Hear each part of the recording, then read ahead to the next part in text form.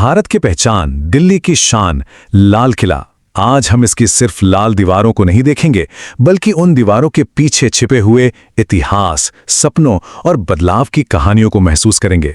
तो चलिए मेरे साथ समय में पीछे चलते हैं। अच्छा, एक बात से शुरू करते हैं जो शायद कई लोगों को हैरान कर देगी। जिसे हम सब लाल किला या रेड फोर्ट कहते हैं, वो इसका असली नाम है ही नहीं। ये नाम तो बहुत बाद में अंग्रेजों ने दिया, शायद इसलिए क्योंकि इसका असल नाम उनकी जुबान पर आसानी से चढ़ता नहीं था। तो फिर इसका असली नाम क्या था? इसका नाम था किला ए मुबारक, मतलब धन्य किला या द ब्लेस्ड फोर्ट। चलिए जानते हैं कि आखिर बादशाह शाहजहां ने इस मुबारक किले को क्यों बनवाया और ये मुगल सल्तनत का दिल कैसे बन गया। देखिए, ये सिर्फ एक किला बनाने की बात नहीं थी, ये एक पूरे के पूरे नए शहर को बसाने का सपना था, एक नई राजधानी। शाहजहां ने बड़ी समझदारी से यमुना नदी का किनारा चुना। क्यों? क्योंकि नदी न सिर्फ किले को एक नेचुरल सिक्योरिटी देती, बल्कि पूरे शहर के लिए एक जीवन रेखा भी बनती। जरा सोचिए, इस आलीशान, इस शानदार किले को जमीन से आसमान तक खड़ा करने में पूरे 9 साल लग गए। 9 साल की मेहनत, जो आज भी इसकी दीवारों में सांस लेती हुई महसूस होती है। ये उस दौर की इंजीनियरिंग का एक बेजोड़ नमूना है ना। और इस सपने को हकीकत में बदलने वाले कौन थे? 17,000 कारीगर। कल्पना कीजिए, 17,000 हाथ दिन रात एक करके इस सपने को पत्थर में गढ़ रहे थे। उनकी कला, उनकी मेहनत आज भी इन दीवारों से जैसे बोलती है। और इसकी सुरक्षा, क्या कमाल का घेरा था। 3 तरफ से गहरी खाई खोद दी गई और चौथी तरफ खुद यमुना नदी पहरा देती थी। मतलब जमीन पर बना ये एक ऐसा किला था जिसे भेदना लगभग नामुमकिन था। तो चलिए अब इन भारी भरकम दरवाजों के पार चलते हैं और उस दुनिया में झांकते हैं जहां कभी बादशाहों का दरबार सजता था और जहां जिंदगी की असली रौनक बिखरी रहती थी। ये है लाहौरी गेट, किले का मेन एंट्रेंस। यही वो जगह है जहां से गुजरा हुआ कल और आज का भारत एक दूसरे से मिलते हैं। और हां, इसी के सामने आजाद भारत के प्रधानमंत्री हर साल तिरंगा फहराते हैं। लाहौरी गेट से अंदर आते ही हम पहुंचते हैं छत्ता बाजार।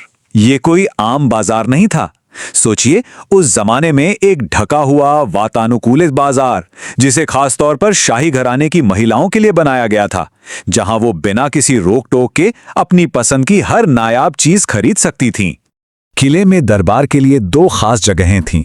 एक था दीवाने आम, जहां बादशाह अपनी आम जनता से, अपनी प्रजा से रूबरू होते थे, और दूसरा था दीवाने खास, जहां सिर्फ खास मेहमानों और वजीरों के साथ सल्तनत के सबसे अहम फैसले लिए जाते थे।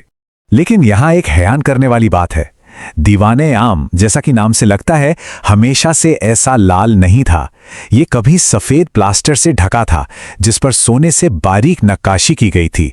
अफसोस, अंग्रेजों के कब्जे के बाद वो सारा सोना खुरच लिया गया और इसकी असल चमक हमेशा के लिए छीन ली गई। चलिए अब किले के उस हिस्से में चलते हैं जहां आम लोगों की पहुंच बिल्कुल नहीं थी। ये है निजी महल, जहां बादशाह और उनका परिवार रहता था। ये किले का सबसे खूबसूरत और कह सकते हैं सबसे राजों से भरा हिस्सा है। इन महलों को दिल्ली की तपती गर्मियों में ठंडा रखने के लिए एक लाजवाब तकनीक का इस्तेमाल किया गया था। नहरे बेहिश्त, मतलब जन्नत की नहर। ये एक पानी का चैनल था जो महलों के बीच से गुजरकर उन्हें प्राकृतिक रूप से ठंडा रखता था। सोचिए, उस जमाने का नेचुरल एयर कंडीशनिंग। यहीं पर थे रंग महल, जहां महफिलें सजती थीं, और शीश महल, जिसकी दीवारों में हजारों अक्स नजर आते थे। और साथ ही था खास महल, यानी बादशाह का पर्सनल घर, जिसे कीमती पत्थरों और सोने से सजाया गया था। लेकिन हर सुनहरी कहानी का एक स्याह पन्ना भी होता है। अब बात करते हैं किले के उस दौर की, जब इसकी शान पर ग्रहण लगने लगा और इसकी दौलत एक एक कर लुट गई।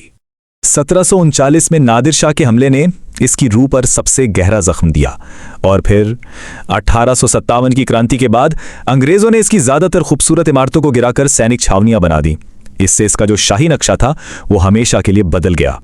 इसी दीवाने खास में कभी दुनिया का सबसे कीमती सिंहासन रखा था, तख्ते ताऊस, यानी मयूर सिंहासन। ये शाहजहां का एक ड्रीम प्रोजेक्ट था, जिसे 1739 में नादिर शाह लूट ले गया। और उसी के साथ भारत का कोह-ए-नूर हीरा भी हमेशा के लिए यहां से चला गया। लेकिन इतनी तबाही के बाद भी लाल किले की कहानी खत्म नहीं हुई। इसने एक नया रूप लिया।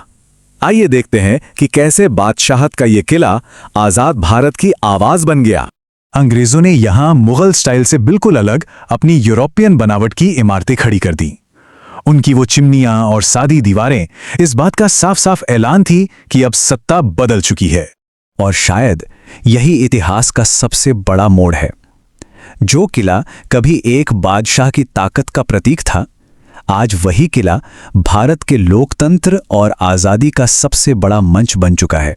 ये दिखाता है कि कैसे वक्त के साथ एक इमारत की पहचान पूरी तरह बदल सकती है। तो लाल किला सिर्फ लाल पत्थर की एक इमारत नहीं है, ये भारत की अपनी कहानी है, शान की, कला की, हार की और फिर से उठ खड़े होने की। ये हमें याद दिलाता है कि सल्तनतें बदल जाती हैं, लेकिन कुछ निशान हमेशा के लिए रह जाते हैं।